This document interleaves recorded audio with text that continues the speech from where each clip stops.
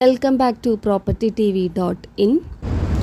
തൃശ്ശൂർ ജില്ലയിലെ ചാലക്കുടി താലൂക്കിൽ മാള ടൗണിൽ നിന്നും 5 കിലോമീറ്റർ ദൂരം കോൽക്കുന്ന് വിജയഗിരി പബ്ലിക് സ്കൂളിന് മുൻവശം 4 വശവും ടാർ റോഡോട് കൂടിയ 2 ഏക്കർ 30 സെന്റ് സ്ഥലം വിൽപ്പനയ്ക്കുണ്ട്.